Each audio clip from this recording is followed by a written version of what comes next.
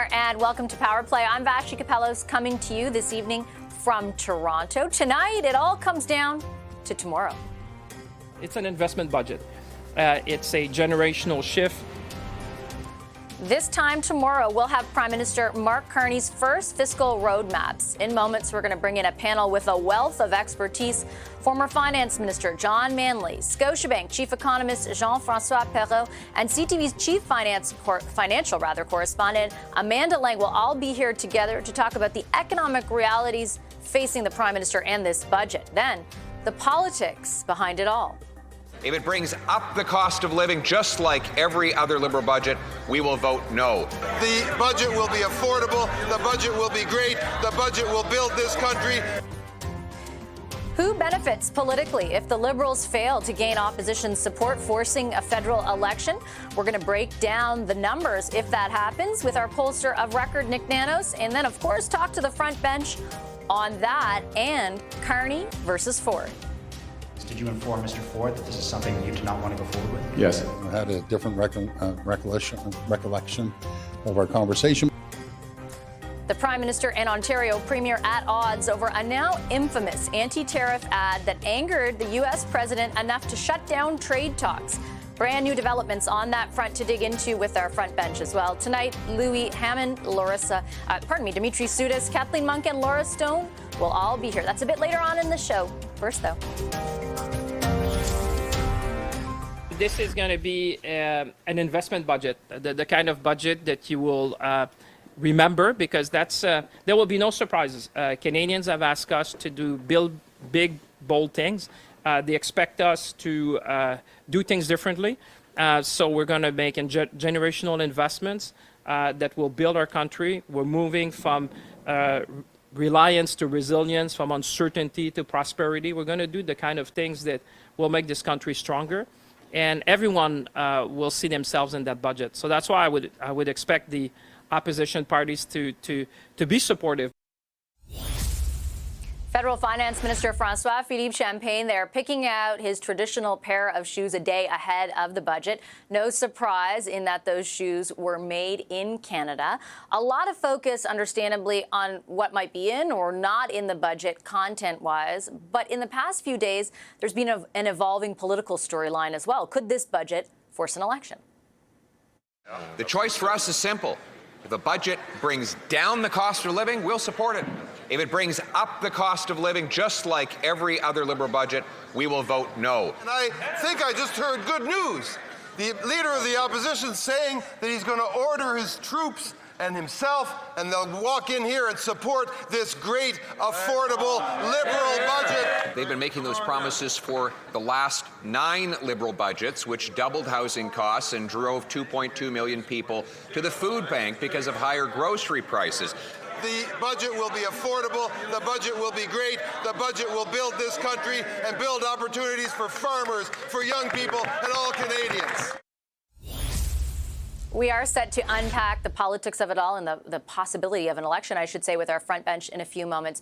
But right now, we want to drill down on the possible content of this budget, its significance to Canadians, and, of course, really to the economy more largely. This budget comes after a long wait. It's been since spring of 2024 that we've seen a budget tabled. There was, of course, last December a fall economic statement, but that was buried by Chrystia Freeland resigning that day. So it's been a long time coming, I guess you could say.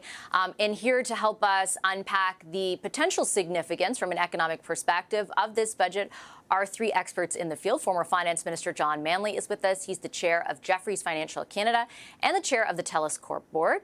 Jean-François Perrault is Scotiabank's senior vice president and chief economist. And rounding us out this evening is CTV News chief financial correspondent Amanda Lang. Hi, everybody. It's good to see you tonight. Thank you very much for making the time. Amanda, I will start with you because I noticed today, and my colleague Abigail Beeman was reporting earlier, the finance minister did not call this today a budget of investment and austerity, like we heard the prime minister say a few months ago. He used the word investment over and over again. What does that tell you? I mean, I think it tells us that they want us to focus on where we're going. This is a budget that will be a vision of what Canada can do in the face of some pretty dire circumstances. It's also obviously going to have to lay out some details around what it does in the face of lower revenue and a real economic challenge. So I actually have wondered, Vashi, whether that word austerity from the Prime Minister wasn't so much about the cuts he's going to present, although we do expect to see some of that, but about what the government itself is dealing with. It is actually dealing with, of course, arguably a weaker revenue outlook in the face of everything that's going on, and yet it has to spend. So it's this weird kind of push-pull situation. Former Finance Minister Manley must be being glad he's not there trying to do it, where you have to invest and you've got less money to do it with. John, let me jump off that point and ask you, like, what kind of conundrum in that vein do you think this government faces? Well, first of all, they've got to worry about our fiscal situation. We haven't really followed a fiscal anchor in quite a long time in Canada, and eventually that catches up with you. We reached a point in the early days of the Chrétien government when we almost couldn't float our bonds on the international markets because, strangely enough, when you borrow money, the people who lend it to you want to be sure that they're going to get repaid and that they're going to earn a return on it. So what's the fiscal anchor going to be is one big question. The Prime Minister in his campaign promised a different way of accounting, a capital budget and an expenditure budget, or a consumption budget, if you like, the capital budget being for investments, and said that we'll balance the other budget, the expenditure budget, while we're borrowing to do capital investments. Let's see what that actually means. How do they define it? An investment to me means you're putting money into something that's going to pay a return. We've seen lots of things called investments over the past. They don't necessarily pay returns to the government. Jean-François, I wondered if you could paint a picture for us of the level of uncertainty in the economy that they face right now. Like, what are the headwinds that, in part, this trade war has brought upon us? Yeah, and I think that's an extremely important way to think about the budget that will be announced tomorrow. And the Governor of the Bank of Canada has talked about this extensively as well. I mean, the economy is weak. There's no question about that. But it's weak for two reasons. It's weak in part structurally. It's weak because productivity has been low for a long time. Investment's been low. And that creates kind of a weak economy with which to deal with the types of shocks that we're dealing with now. But importantly, what's going on in the context of this trade conflict with the Americans and this broader realignment of economic activity is a need to transform the economy, which, of course, the Prime Minister campaigned on very effectively. And that will entail a need for significant amounts of investment, ideally by the private sector, but obviously with some government assistance of some form, to help the economy kind of transition from the world in which we've been operating to the world in which we will be operating over the next, few years and maybe longer than that. So that's a tricky thing for governments to manage. How do we think about fiscal policy in that context? How do we think about the size of the budget deficit that is required? Is the budget deficit required to kickstart the economy, kickstart this transformation? Of course, the government is making a bet and an informed decision. I suspect that is the case, that we do need some government assistance, some government help to, start that transition, to catalyze investment. But of course, how effective they will be will depend to some extent on what's in the budget tomorrow and how they go about convincing us that they are doing the right things for us. So the finance minister asks you, Amanda, what advice do you have for me? I want to catalyze private investment, because exactly what Jean-François said in that vein is what we have heard the Prime Minister in particular say that will be the objective of either policy or the investments ultimately that they make on that so-called side of the ledger. What kinds of policies or investments, in your view, would be effective in that manner? So the problem here, Vashi, is there's nothing new. They're not reinventing anything. The way you catalyze investment is create circumstances that create confidence. So you want to invite capital in, which means that you're reducing your red tape and your government regulations. You could lower corporate taxes. You could do things to incentivize investment by business. But we've done those things in the past, and we haven't seen a massive return. And we're in an emergency. So the real problem here is we actually need government spending that actually creates almost a near-term return. So when we think about this new ledger they're going to present with this long-term kind of capital investment spending, it sounds great, and there is a real benefit in that. But you can say we're building a mine in Northern Ontario. The actual economic payoff of that is way down the road. And housing, you can create construction jobs in the near term, Vashi, by investing in housing. Housing's kind of non-productive to productive capital investment. So how do you actually create economic growth in Canada? It's with trade. We have to trade with the rest of the world. And that's not necessarily an investment so much as trade deals and policies that spur activity. Are you concerned at all, John, about sort of what Amanda lays out there, which is when we say the word transform, like by its own nature, that's not something that happens overnight. So like what will be or what could be stimulative in the near term without adding to the fiscal issues that you already laid out? Well, I think there are a few items that Amanda's already mentioned. I mean, clearly you've got to get your investment climate right. We're net importers of capital. We need the capital to do the works that need to be done, whether they're long-term or short-term. And that means that investors have to have some confidence that they can get to a yes when they want to build a project. They have to be satisfied that the returns they're going to get are as good or better than the returns they can get elsewhere. And that means, in part, we've got to be able to demonstrate that we have access to international markets, including the United States. It doesn't have to be tariff-free. We can deal with tariffs, but other markets as well. We're rich in natural resources. We've been very poor at getting those out of the ground and into foreign hands, where we want to sell them in order to get the returns on them. That's the quickest way for us to earn the kind of money that we need to make, is to get those resources to markets. And it means regulatory reforms, and it means that we've got to have the Prime Minister and a cabinet and provincial premiers that are out there saying, we can do this, we are going to do this, we're going to strip down those interprovincial trade barriers once and for all. We're going to build the infrastructure necessary in our ports, on our highways, our transportation systems, not just pipelines, but all of the other things that we need to do in order to get our goods into foreign hands.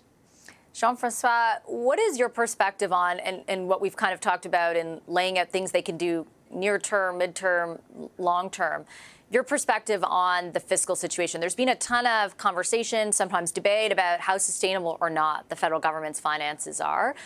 What is your level of concern about, let's say, a $75 billion deficit? What does it mean to you? I'm not overly concerned with the short-term deficit number. It clearly is going to be a big number. It's 75, 80, 100. I mean, we'll see. What I worry about, or what I'm more interested in, is the path going forward as a kind of a secondary consideration to what you're actually getting for the 75, 80, 100, whatever the deficit's going to be in the short run. Right? If you have a deficit that generates growth, that again catalyzes an investment that leads to stronger private sector investment next year and even more so hopefully beyond that, that's an entirely different context in which you evaluate whether a budget deficit is sustainable or not. And historically, of course, that's not been the case. We run big deficits. It's not led to the type of investment that would increase what we call potential output growth, so medium-term growth. If there's elements of this budget that stream transformation, that are clearly going to lead to higher private sector investment, that will lead to higher productivity, if that costs us a little bit in the short run to kickstart that, I think it's okay. Now, if this time next year we're having this conversation and we've done the $75 or $100 billion deficit and productivity hasn't turned around, there isn't any early evidence that the private sector is doing anything differently, then it's a very different story, very different conversation going to have. But right now, we've got a government that seems to understand the challenges we're facing, that we need a lot more investment. They're focused on that. Part of the reason I think they have this split between operating capital is to signal that they're really serious about the capital side of things. And that gives me a greater degree of comfort that they will do the right things tomorrow and in months beyond that, relative to, say, previous governments who were less focused on, increasing capital stock. Amanda, the government has signaled a lot about what they want Canadians to know will be in this budget. Is there something that they haven't signaled yet that you would like to see explained, detailed in the budget in some way? You know what, Vashi, as we have this conversation, what I'm really thinking about is I want to be surprised by something. I want to see something they haven't shared with us yet that's really visionary, that makes me say, yes, this gives me confidence. To JF's point, you can spend an awful lot of money. And if you're fighting off an emergency, your house is on fire, you need to put the fire out. If you've ever seen a house after it's been fire hosed, it doesn't look very good. You can spend a lot of money and not get anywhere. And then you've got this massive debt. What we would all, I think, like to see is something we haven't heard yet, something that will actually propel the country in some direction where the investment makes sense and will actually kind of galvanize not just us, but foreign investors as well, that there's a real kind of vision for the future here. I'm not saying we're going to get it. That's what I wish for, because that's really what we need right now. This is an emergency, but we can't waste the opportunity and spend on things that don't make a difference.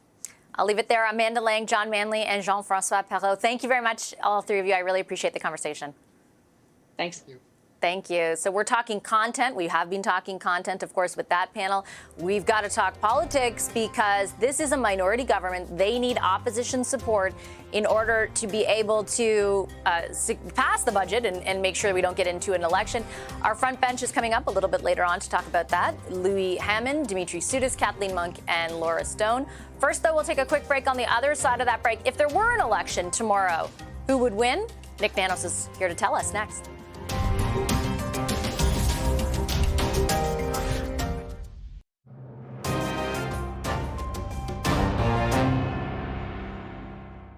Tomorrow, we will table a generational budget, Mr. Speaker. We will invest less in government operations so we can invest more in Canada. It's time for the leader and his party to stop the rhetoric. Join us, support this budget. The same promises that deficits will result in investment. Well, the last time the current finance minister promised that, what we saw is that investment dropped more than at any time in Canadian history. But you know what went up? The cost of housing doubled. Food went up. Some back and forth in the House of Commons earlier today on the prospects for the federal budget. It'll be tabled less than 24 hours from now in the House, but whether it will pass is an entirely different story. And there has certainly been a lot of discussion in the lead up to this tabling about whether or not the federal government, the federal Liberals, will be able to secure enough opposition support to move this budget ahead and avoid a Christmas election. So what happens if there is a holiday vote? Nick Nanos is the chief data scientist and founder of Nanos Research. He's with us live. Hey, Nick, good to see you as always. Good to see you too, Vashi. Okay, so an election is held, tomorrow, a week from now, a month from now. What does the polling situation look like? Who would win? Well, in the latest Nanos tracking, it's basically a dead heat between the Liberals and the Conservatives. And if you remember, Vashi, 2 percentage points difference now between the Liberals and the Conservatives. Back in the election that we just had, it was 2 percentage points between the Liberals and the Conservatives. The difference is that the distribution of Liberal support is much more efficient at converting into seats. So we could very well, if a snap election was called, we could very well be back to where we are now with a Liberal minority government. But, the thing is realistically, when we look at the distribution of support, the Liberals have a greater probability of winning more seats than the Conservatives today. I'm sure that Canadians are thrilled to hear that they could go through all that to arrive at basically the same conclusion all over again. As far as the budget goes, how significant is your sense that it is for Canadians? Like, how tuned into this document tomorrow will they be? I think Canadians are going to be exceptionally tuned into this budget, much more than any budget that we've seen in quite a long time. And a lot of this has to do with Donald Trump and the uncertainty about the future of the Canadian economy and where jobs are going to come from. Because I think for Canadians, what they're going to want to know is, what is the Liberal plan? What does the plan mean for jobs? What does it mean for competitive? And what does it mean in terms of government spending and the size of the federal public service? So I think this is going to be a really important budget. All budgets are important, but there are going to be a lot of Canadians tuned in because it really means something to their day-to-day lives. Let's talk a little bit, pick up on the point about the degree to which they're paying attention to the numbers, because you and I have gone through many elections together, and often, the question of whether or not Canadians, quote unquote, care about the deficit in a political sense, like, is this something that they vote on, comes up and up particularly since the 2015 election, when we can remember that then Liberal leader Justin Trudeau basically said, I'm going to run a modest one. And Tom Mulcair said, I'm going to balance the books. And it turned out it went in Justin Trudeau's favor. You've done some exclusive polling for us at Power Play about where Canadians are at when it comes to the size of the deficit. What did you find? Well, what we found was that Canadians are generally divided. You know, the thing is that almost just as many people think that it's acceptable or not acceptable to kind of do the budget, to have a deficit. And I think a lot of this has to do with the fact that although budgets here, Vashi, budget deficits are never popular. Like, who likes a deficit? Like, really? They're not warm and cuddly things. However, there are situations where some people might think that a deficit is acceptable. And I think at a time when the automotive industry is under threat, when the agricultural sector is under threat, when people are worried about free trade, I think there's just a little more appetite than in the past to be accepting of deficits. But that should not convert into carte blanche for the Liberals to continue to run big deficits on a consistent basis. But I think at this moment in time, there happens to be a little more appetite, but it's not going to be forever. Do you envision that will inform some of the communications, for example, around whatever the deficit ends up being? I don't think anyone's expecting it to be smaller than some of the projections, like kind of this is the price of sovereignty. I think for Canadians, what they're probably going to want to hear is, for whatever deficit there is, there should not be enthusiasm for the deficit. It should be recognized as something that is, from at least for the Liberals, what they're trying to persuade Canadians is that they don't like deficits, but this is necessary in order for Canada to be more resilient, in order to invest in infrastructure and stuff like that. And the other thing they're going to look for is not just on the spending side, on the restraint side. Like, will the size of government be cut? Because if Canadians see that the size of the deficit is rising and there's not a material cut or recalibration of the size of the federal civil service, then Canadians will be thinking, hey, you know, we're struggling to pay for the bills, but, you know, we don't see a cut in terms of the size of the federal government. What about when it comes to the opposition parties and some of the political positioning there? I wanted to start with the NDP because despite the fact that there are only 7 MPs strong in that they've lost official party status, here we are again where they could hold essentially the balance of power, in that the Conservatives in the Bloc have made more specific, much harder to meet demands. The NDP has said they don't want to see austerity, but otherwise kind of left a little bit of runway there. How detrimental to the NDP brand do you think it would be to be seen to be the supporting factor for the Liberals? Or not? Well, Maybe it's not detrimental. Yeah, well, I don't see the NDP outright supporting the Liberals, because that hasn't been a good strategy, Vashi, especially in the last federal election. But I can see them abstain. The reality is that they do not have a leader yet. They're going through a leadership process. This is probably going to be the easiest budget or confidence vote for the New Democrats to abstain, because they don't have a leader at this particular point in time. What's clear right now is that the Liberals, this particular Liberal government, is not into horse trading and making deals in order to politically survive like the previous one was. And I think what we're seeing is a strategy from the Carney government of, this is the budget. We know that we need some more votes. We're not going to do anything. If you want to vote for in favor of the budget, so be it. And I think this is where, you know, I think the Conservatives in the Bloc will come out against the budget as expected. But, you know, for the NDP, I think they can realistically abstain, knowing that an election right now for them would probably be even more devastating than the last election. You know, they don't have a lot of money. They don't have organization. They don't have a leader.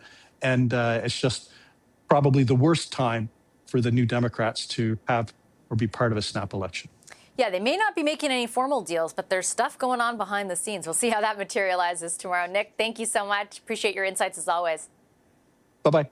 Nick Nanos is the chief data scientist and founder of Nanos Research. We'll take a quick commercial break. Lots more Power Play to come. We've got to unpack the politics of all of this. Realistically, what are the chances we're heading to the polls? Our front bench is back in just 2 minutes. Louis Hammond, Dimitri Soudis, Kathleen Monk, and Laura Stone. Back in a moment with them.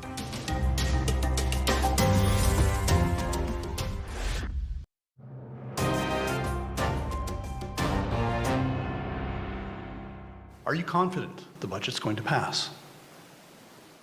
I am 100% confident that this budget is the right budget for this country at this moment. Are you prepared to fight an election on this budget? I'm always prepared to stand up for the right thing. We're going to show up and do our jobs to fight for an affordable budget. We'll be there on Tuesday to see what the government puts in. We don't need a higher cost of living through a higher costed budget. We need an affordable budget for affordable lives for all Canadians, and that's what we're going to be fighting for.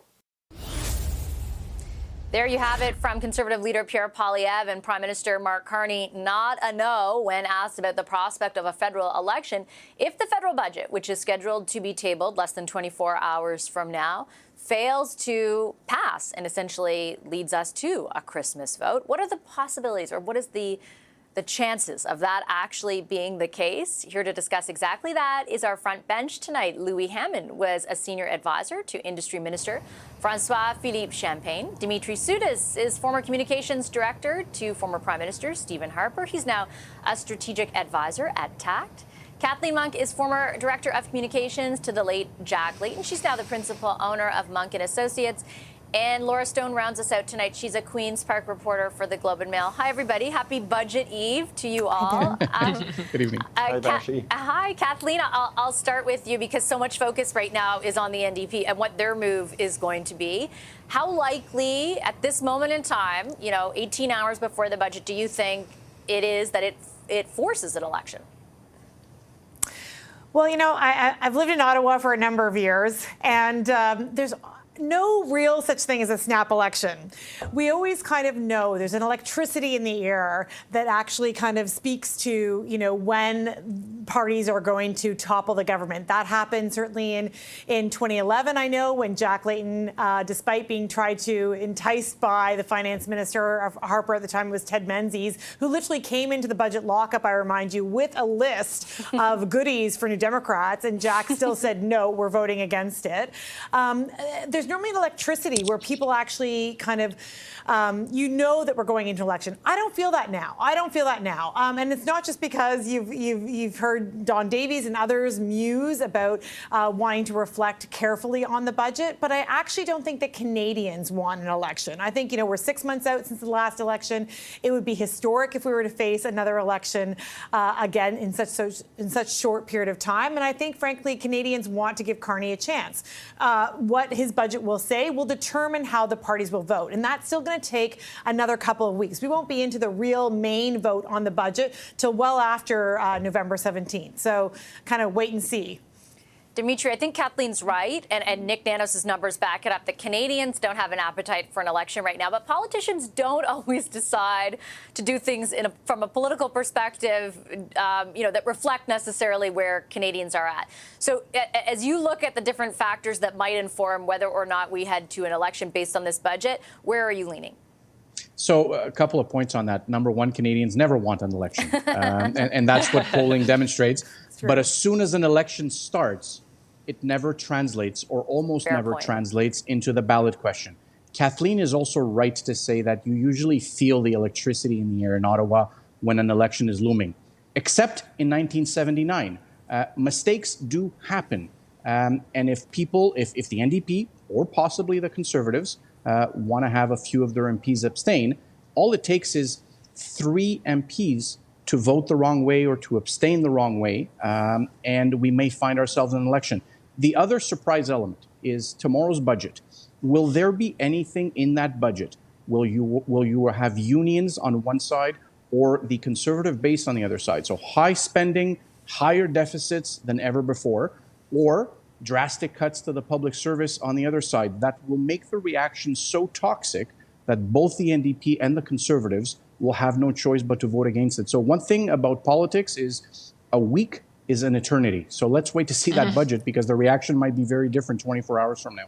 Louis, if you were to, I think if we were to observe the government 2 weeks ago, they certainly weren't conveying the idea that they were highly interested in the ideas of opposition parties. They definitely met with the leaders, but they weren't saying, oh, you know what, our budget is going to reflect the priorities that opposition brings to the table. They seemed like they were tabling a budget from a majority government. I would say over the past few days, though, that messaging has evolved a little bit, and I know behind the scenes it definitely has. How likely do you think it is that they are doing some politics behind the scenes and making sure, for example, that there's not so much austerity in there that it's an immediate no, pardon me, from the NDP?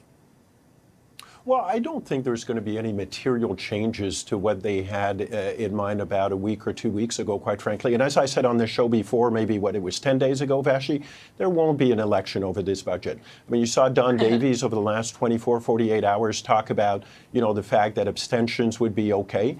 Again, I really don't believe an election is going to be had over this budget. And quite frankly, if there were to be an election, I think the Liberals would welcome it. I mean, they're 3 seats away from a majority, and I can tell you something that a minority government dreams about every single night is about being a majority government, even though this government, quite frankly, has been acting like a majority government ever since it's been elected back in the spring. So again, I don't believe there'll be an election over this unless, as Dimitri said, something terribly goes wrong and goes off left field, if you will, where an election would actually happen by mistake, as it were. But again, don't bank on this. Yeah, stranger things have happened, definitely. And you do get the sense that the Liberals are, Laura, probably the least adverse to the idea of heading to the polls sooner rather than later. Well, they're the ones that keep bringing it up. Yeah, they do keep bringing it up. That's right.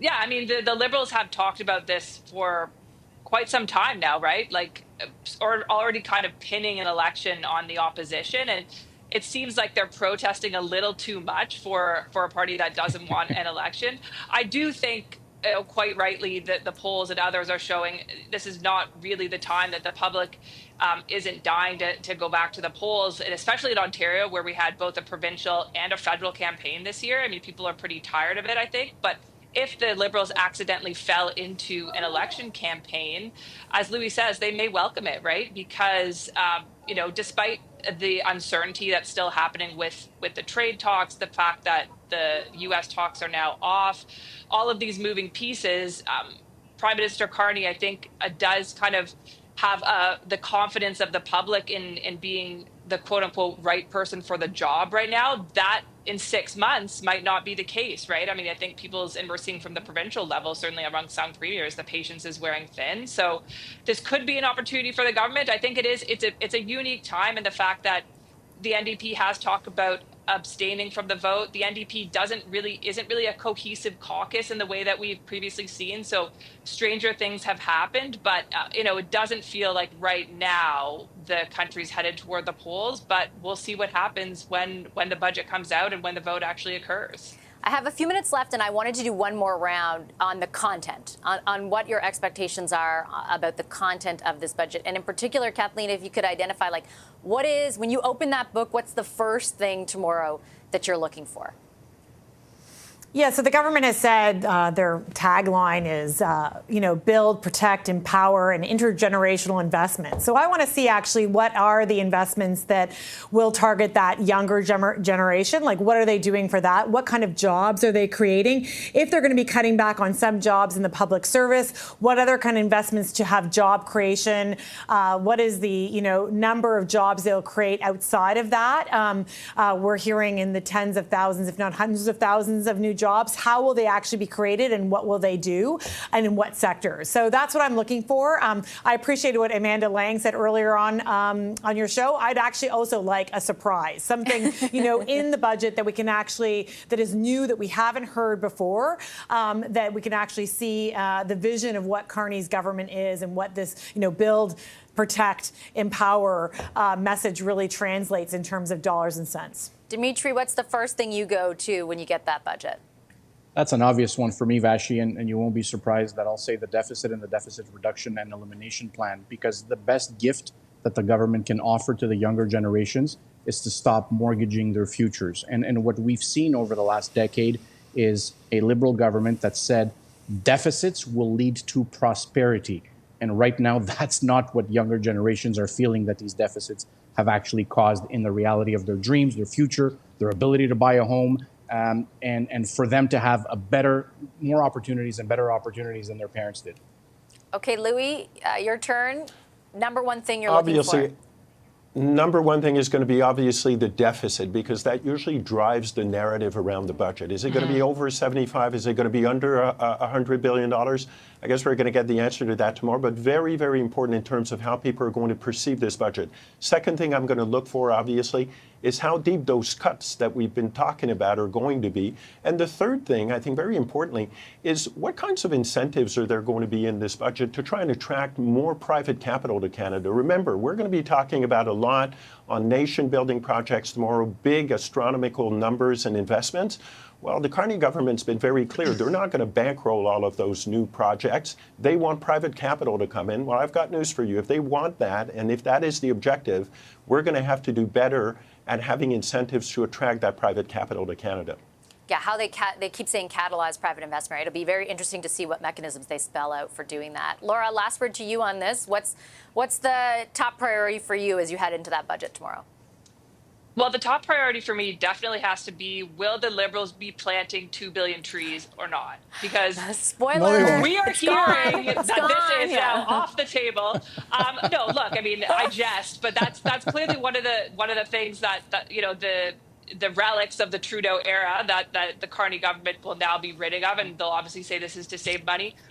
What other elements from the Trudeau days are going to be gone? I mean, if you just look at the narrative or the jargon from the Carney ministers, what the finance minister and others have been saying, spend less to invest more. Where are they spending less? Where are they investing more? I mean, this is the narrative that's been placed in our hands heading into this. So what are they getting rid of? Is it enough to spur the economy? And where are they putting those big dollars for future investment? Okay, I'm going to leave this part of our discussion there. We'll take a quick commercial break. The entire front bench is sticking around. We're going to get into the latest from Ontario Premier Doug Ford on those anti-tariff ads, as well as BC Premier David Eby. He's weighing in and pulling his ads. We're going to talk about that next.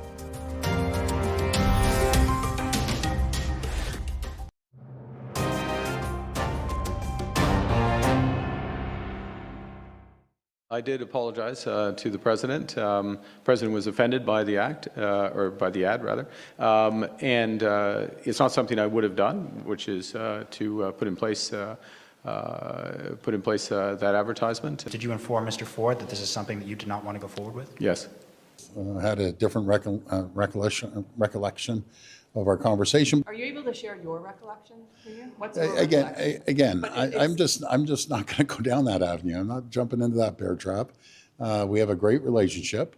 I'll tell you one thing. What he did do, he called me from Asia a couple of times and said, pull the ad. And I said I wasn't going to do it until we're going to pause the ad on Monday. And that's exactly what we did. The latest comments there from Ontario Premier Doug Ford, before him Prime Minister Mark Carney, on the kind of ad controversy, you can call it, those anti-tariff ads run by the Ontario government that about 10 days ago, the U.S. president claimed were the reason that he was breaking off talks with Canada, trade negotiations with Canada. Those talks remain permanently, I guess you could say, or at least temporarily, on pause. And there's new developments as well out of British Columbia. About a week ago, the premier of that province, David Eby, had said he would maintain the ads that he planned to run that were also talking about, sort of putting forward an anti-tariff narrative. Here's what he had to say after meeting with Gregor Robertson, the Minister of Housing, and the Minister in charge of Canada-U.S. Trade, Dominic LeBlanc, at a forestry summit in his province earlier. On the advertisements, we've committed to the federal government that when the time comes to be speaking directly to Americans, we'll do it in partnership with them. We will not be running the ads by ourselves. We'll make sure that we're in line with strategy going forward. And that is a recognition on our part of the efforts that were made today around the table for us to work together as a team, integrated provincial and federal government. Our front bench is back to talk about this. Louis Hammond, Dimitri Soudis, Kathleen Monk, and Laura Stone. Laura, once again, you're doing all the hard work, yelling the questions at Premier Ford. We get we hear your voice all the time. What do you think really happened here, and what does it say?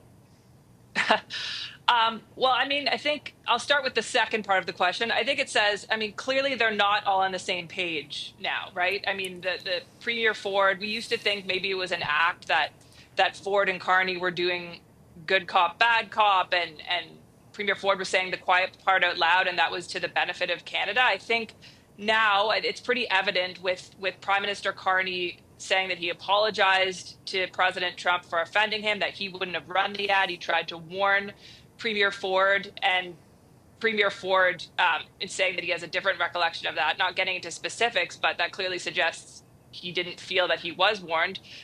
I think it shows that for the first time probably in this trade dispute, that the premiers, some of the premiers, are not in line with the federal government, and there's cracks starting to show. I mean, whether that's an issue of management between the Prime Minister and the premiers, and we also know that Premier Ford and Premier Canoe and others have been asking for a meeting, a First Minister's meeting with the federal government now. They clearly don't feel in the loop, and so you're starting to see some freelancing. I think Premier Ford thinks he's doing what is best for his province now, and Prime Minister Carney is trying to kind of manage all these different expectations, but it shows, that they're not all in line together, and there's question, I think, about Canada's strategy now.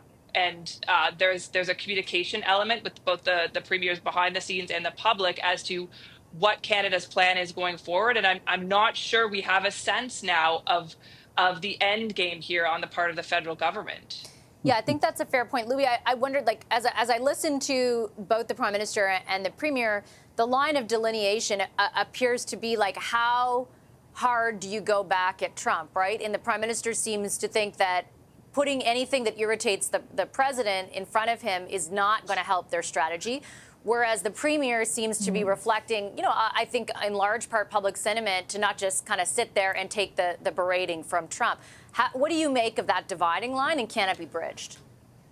Well, quite frankly, Vashi, I find it quite unfortunate, and not to say pathetic, that we're still talking about this 10 days on. I mean, this should have been mopped up and wrapped up a week and a half ago, as soon as the decision to actually pull the ad was made. Here we are 10 days later, still talking about this front page news. I mean, we got to get it together here. I agree with Laura when she says that what this tells me, obviously, there are cracks that are starting to show in the unity that we were able to have after Donald Trump was elected. But clearly, the federal government has got to do a better job at getting the ducks in a row with respect to this, stop people talking out of school, and move on. I mean, people at the White House must be watching this laughing, quite frankly. One thing I'm going to say, though, is, in politics, I've always said people tend to reward courage and courageous decisions. Can courageous decisions be sometimes unfortunate decisions or even stupid decisions? Sure they can. But I would put anyone to the test. Go out there and ask Canadians as to whether they agreed, how Doug Ford did this and why he did it. Most people are going to say yes. But again, we shouldn't be focusing on who said what when and he said and he said. I mean, that's not important anymore. We really need to move on in the circumstances and get that unity back together, because while we are arguing about this, Vashi, they're still punishing tariffs against aluminum, steel, the auto industry, softwood lumber, and that's not even to say that, the renegotiation of CUSMA. So we really need to sort of get it together and sort of, put this behind us and move on. Dimitri, what do you think is the best prescription for doing that? Like, how does, I guess, is it, for example, the federal government spending more time like they did in British Columbia today, perhaps like informing premiers of the entirety of what's going on behind the scenes, the strategy being employed? Like, if you're not going to tell Canadians why you want to apologize, to the president, or why it's so important, I should say, that you view it as important, like, should you be telling the premiers? Is there cause for a meeting? What do you think? What's the prescription? Well, I think the prescription is to not promise that you will solve a problem because you are the only one that can do it. Mark Carney committed to a deal by the G8. There was no deal. Then he committed to a deal by July. There was no deal. He then recommitted for a deal sometime in August. I don't blame a single premier, and I see Premier every sheepishly saying that they're going to pull the ads. His softwood lumber sector is at risk. Premier Ford and Ontario have been threatened to literally lose the entire assembly of the auto sector. Same thing for steel, aluminum in Quebec, softwood lumber in Atlantic Canada and in Quebec. So the absence of a deal is what is yielding the fact that there are cracks in this unity. And then you have Mark Carney, who tells Canadians, elbows up, and he apologizes. He apologizes to Donald Trump over something that he should have never apologized over. Why shouldn't he have apologized? Because the ad was accurate.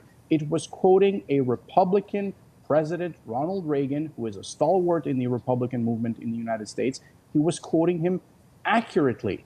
And here, domestically, the biggest challenge for the Liberals, back to tomorrow's budget, is they're going to be basically announcing a stimulus package. Their biggest challenge is not going to be writing the budget, but actually implementing this stimulus package, which will ensure that we ultimately reduce our dependency from the American market.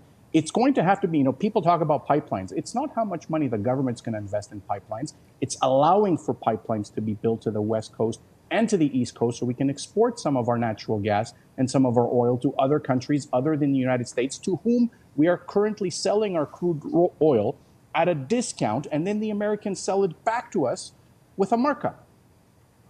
A lower discount thanks to TMX, but I digress. Still at a discount.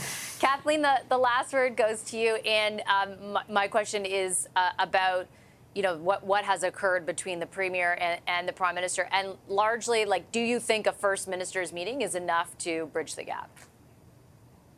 I think certainly Prime Minister Carney, post-tabling this budget, needs to convene a meeting with the premiers. I think, having LeBlanc heading out to BC today was important, but I think convening everyone to get them on the same page, to make sure they're singing from the same song sheet, so to speak, is critical. Many of us on this panel, Dimitri for sure, and I have run, advertisement campaigns in the past. And in this case, Prime Minister Carney is the campaign manager right now of this, getting a deal with the United States. He's been very clear on that. It's the federal government leads this process.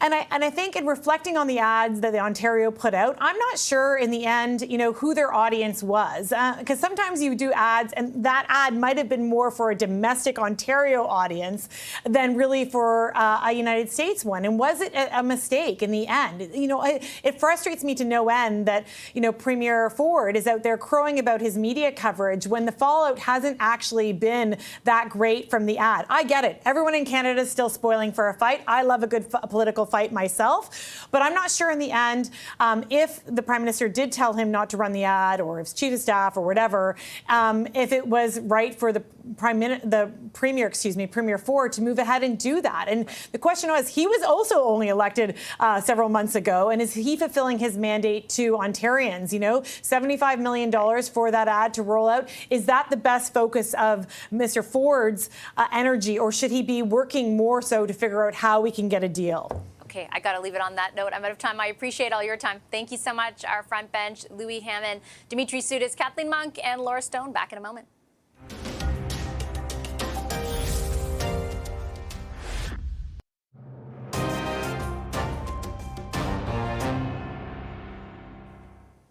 There's a lot more about budget coverage, pre-budget coverage coming up right here on CTV News Channel. I'll leave Power Play there. Look forward to seeing you from the House of Commons tomorrow at 4 o'clock Eastern.